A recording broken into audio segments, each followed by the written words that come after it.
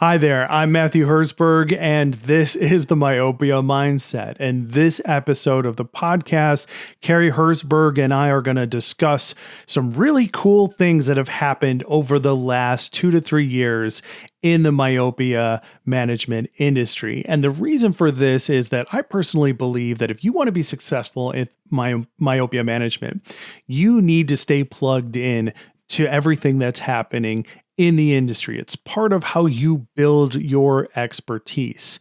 And I always say you can grow organically into the expert you were always meant to be. When it comes to myopia, this is part of how you do that. Okay, so for the regular episode, we're going to discuss a few of these topics. In the extended episode, that's for supporters of the Myopia Mindset, you're going to hear even more. And if you're interested in becoming a supporter, if you nerd out about myopia and myopia industry topics, then consider becoming a supporter of the Myopia Mindset podcast. In addition to extended versions of our episodes, you're also going to get a bonus episode each and every month. This month's episode is all about vision by design, why you should attend it, and why it's critically important to the survival and success of our industry as a whole.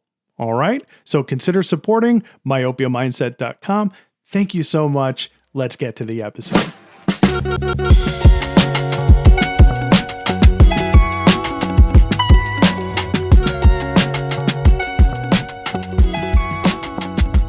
All right, welcome to the Myopia Mindset. This is a podcast where myopia matters, where we get into the heads and experiences of myopia experts, orthokeratologists, industry professionals, and academics. Find out what some of the most successful people in this industry are, where they came from, how they got there, what unites us, everything happening in our industry, and all of the things in between. And it has been a while since the last time I podcasted about Ortho-K, myopia management, and our industry. And boy, howdy, has a lot happened in the last 2 years. Ability One Day was launched in Canada and Singapore. GP specialists are gone. Art Optical's Moon Lens is now on the market. And nobody can make up their mind about atropine, apparently. And so, I'd like to focus on 3 topics of things that, have happened over the last 2 years. And I've brought on Dr. Cary Herzberg in order to talk about them with me. Cary, welcome back to the program. Welcome back. We've done 1 episode. This is our second. Welcome back. Oh, thanks, Matt. It's a pleasure to be here. And it's just, a lot of fun to be talking on the officially now of the things we discuss between us. And what he means by officially, listener, is in addition to being my father, Cary and I worked together for, a long time on the American Academy of Orthokeratology and Myopia Control, and combined with board of directors and other, personalities and industry professionals, we did great things in the myopia management industry. And Cary and I never stopped talking about Ortho-K or myopia management after I left the AAOMC back in 2022. And I thought, wouldn't it be great to turn on the mics and get those recordings of our conversations and bring you guys, the listeners, into the conversation. If you have any questions or comments about anything we talked about in this episode or any other episode, myopiamindset.com is our website. myopiamindset@gmail.com is the email address. And with that, Cary, let's start with the first topic on this list of things that happened over the last 2 years that I wanted to specifically address, which is Euclid bought Medmont and Visionary Optics. I know, right? Yeah. When I heard about this, I was like, wow. Yeah, it was wow, because it's everything's consolidating. And it kind of makes sense in a way because if you're doing all these things that are related, right? Why not just wrap them under one umbrella and you become more efficient at it? So I get that. I was back in the day, we were talking about how underpriced this whole industry was. I remember those, we were talking to a group in China about, at that time I was consulting for that. And they were saying how they completely missed Paragon because they were under 100 million. They had their 100 million and above, and Paragon sold for less than 100 million. They were listed for less. So the company missed an opportunity to acquire a company because it just wasn't valued high enough, which is, Right. but yes, it at this point, I think we're going to see more and more of this consolidation. There's still a lot of small companies still left, even though they're disappearing, they're going away. So for the uninitiated, what is Euclid, what is Medmont, and what is Visionary Optics separately? Yeah. Euclid is an ortho-K, basically an ortho-K company. They have roots that go way, way back, but they were also acquired by private equity a while back, in China. So Euclid happens to have a really nice system in China where they're actually most of the hospitals that they did a lot of work with that. So usually in the hospitals in China, they have two systems they use, two ortho-K systems, and that's what the doctors get to choose from. And Euclid, was influential enough and had enough input back in the day that they actually got a lot of these hospitals that put them on that list. So they're one of two, which is a prime thing because you're going to get then your lens orders and stuff. So the company had a lot of value outside the U.S. and a lot of the talk I did with a lot of these investment companies was the fact is, what do they think was going to happen in the marketplace in the U.S.? Is it going to grow like people think it's going to grow? I mean, it was so undervalued as far as the rest of the world, and it's crazy because ortho-K started here. We invented our ortho-K in the U.S. Stu Grant, and to think that now they were taking a back seat because we don't do as much of it as they do in Europe and in Asia. So that's always been the thing with that. So Euclid has been this long. They had one of the original FDA approvals. I actually was part of that panel that did the FDA approval for them, the original one that became eventually the B&L patent on ortho-K. The second one, it was in 2004. The first one was the Paragon CRT in 2001. So I was part of that investigation. That was Euclid, and they eventually sold that to B&L to raise capital. And so B&L then used that approval as the VST launched back in 2004. So they go way, way back, and the company's also made topographers. It was a novel idea, but it didn't go over to it really well. Right. And now with GP specialists no longer, being around, Euclid is kind of positioned as one of the premier ortho-K lenses in the space, right? Yeah, they always have been. They've always made a really high quality product. And so, they're spaced really well for that. And they've been very successful they have good management. So they carry this out extremely well. So then the idea was to get, the Visionary is a scleral lens lab pretty much. And they do other types of lenses, but they're big time in scleral, a lot of very successful scleral lens. So it gives them that niche right in the scleral lens marketplace, which is another growing field, along with ortho-K. In some cases, maybe much better growing than ortho-K, actually.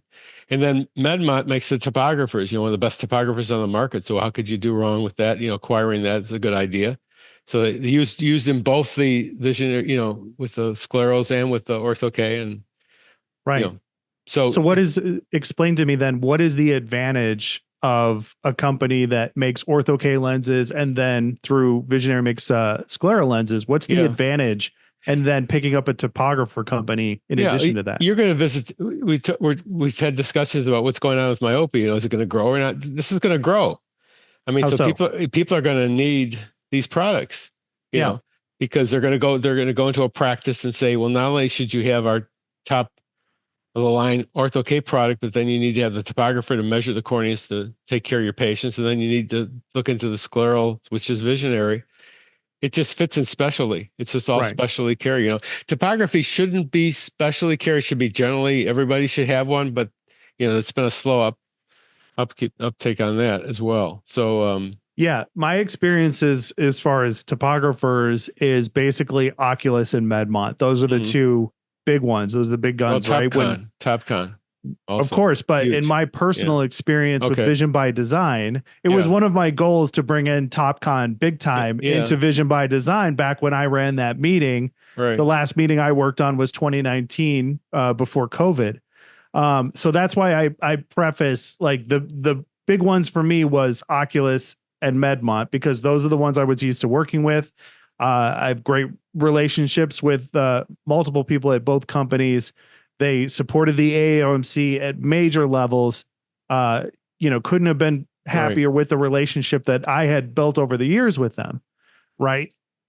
So, it makes sense to me that, let's say, speculation wise, let's say that your product as Euclid works best with results from a Medmont topographer.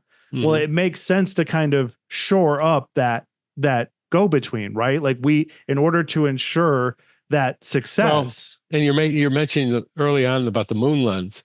They actually, and they're actually in their spiel say that they prefer you to get a Medmont because they think that's the best tool. But then you can use any of these other topographers too. So I mean, it just works. If you get you're opening up these practices, you're going to spend the time in them. Then you get all the resources out of that you can. So they're all related fields. In this. So. Yeah. And I'm a fan of, all products in this space. I've said that before many times on my previous show, and you'll hear it again on this show. I'm a fan of whatever is helping to treat the patient. Topographers are no exception in that regard. And I've seen that, you mentioned Topcon. I've seen each topographer company have, advantages that can be very helpful and useful for an orthokeratology doctor, myopia management specialist.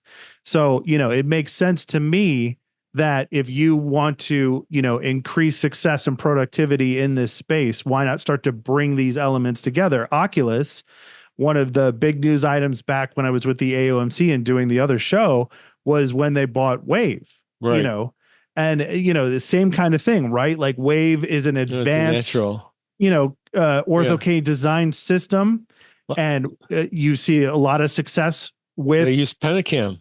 Ortho-K with Pentacam. I've seen it. Yeah. A lot of the Wave doctors use Pentacam now, and basically that's grown out of that very astute thing that Mike Wobler and Oculus did, which was acquire. It's a natural fit with the Wave lenses.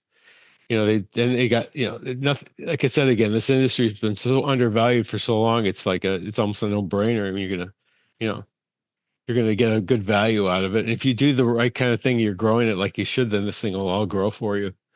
Right. So I think these are good. These are good moves on these companies' parts to acquire these businesses. Right. For sure. Yeah. Okay. The second topic that I have on my list for you and I specifically discuss is CooperVision and in the AOA. They announced the Myopia Collective. Right. What is that? What is the Myopia Collective? Well, they're really specially, I mean, they're really getting doctors to focus in on myopia, and they're going to, and bless their hearts, CooperVision is taking them and doing the education with the AOA and sponsoring them and taking them around. I know several other doctors that are part of that. And, I think it's really a good move on their part. It's you have to do the education, you have to grow it. That's all what we do now. I mean, a lot of the work that I did with J&J and then when before J&J was just growing practice. I'd go out to practices and just go in their practice and take a look at what they're doing and make suggestions, improvements in what they were doing, so they become more efficient, more successful. So I think this is, again, if you want doctors to do myopia, and you got the 20/80 rule, right? So, you're going to concentrate on those doctors that are really motivated. And here's a group of them now, and very smart on CooperVision's part to do that. The 20/80 rule being that 20% of practitioners who could do ortho-K are going to end up doing 80% of the cases. Or myopia, anything. Any area of specialization we're talking about that's done by 20% of the doctors end up doing 80% of the work, the patient fits. So whatever it is.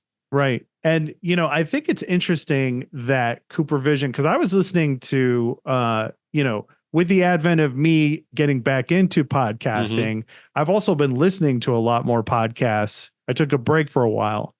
The other day, I think I was listening to, it was a podcast about movies or something, and they had pre-made ad block inserted into the podcast. And I heard a CooperVision MySight ad. Isn't that cool? Yeah, I was like, this is incredible. Wow. Yeah. But it begs the question, how much of the future of myopia management is in my site, because I rarely ever hear anything about Paragon CRT anymore. I saw some stuff on them that they're, need some growing, helping doctors grow their Paragon CRT. And I think it was actually reference the fact that some doctors will do only a few Paragon fits and do mostly MySite. And then they had other practices in their experience that are doing a lot more CRT and less MySite. Yeah. So I think, it's like we talked about again, you have to keep your hand in everything. I think there's going to be patients that do better with MySite. There's patients that do better with CRT. And so, keeping both of these going and very healthy is really a good idea. But it's nice to see companies step out and start, push, getting on the air with product, especially if you're using that product. It's helpful, to see that happening.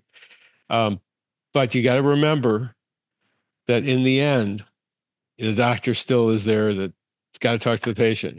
It's the patient might ask them a question about, I heard this thing about MySite. I mean, that could happen, but chances are it's probably the greatest input's going to happen when the doctor starts the conversation and says, did you know we do myopia management here, what that's all about?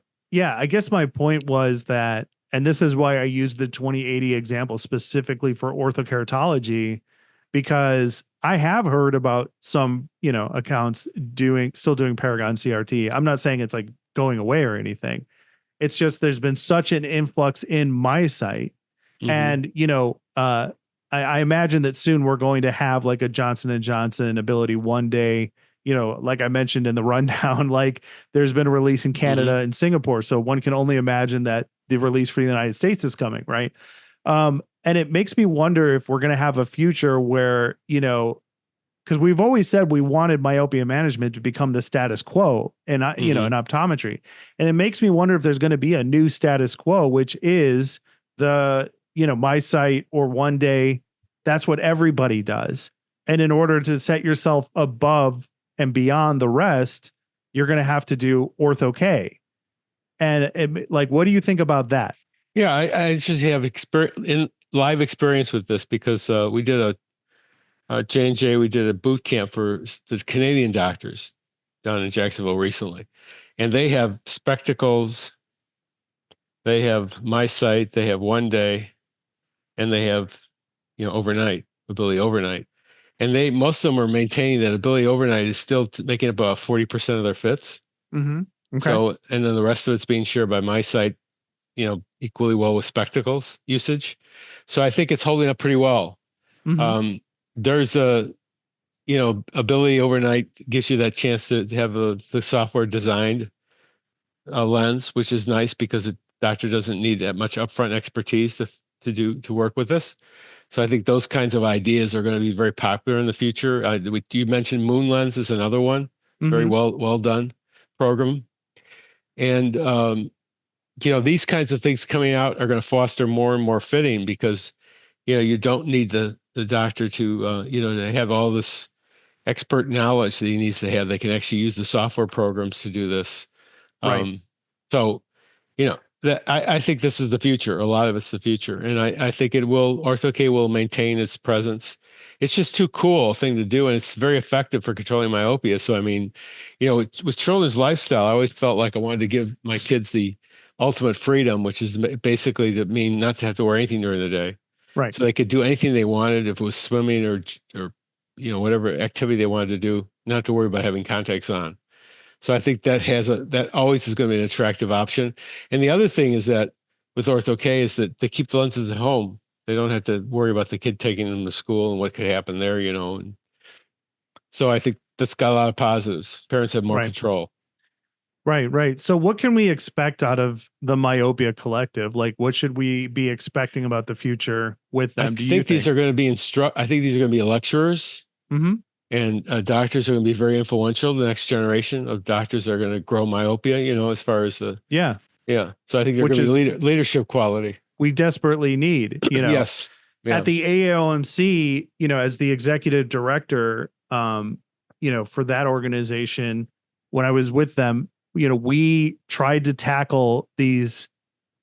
I don't know why they were so difficult, but we were trying to tackle issues of like, how do we get into schools? How do we present an industry neutral mechanism to kind of help the up and coming new generation who's interested in myopia management and ortho-K, because I think education is sorely needed as early as we can get it in the hands of the next generation of eye doctors.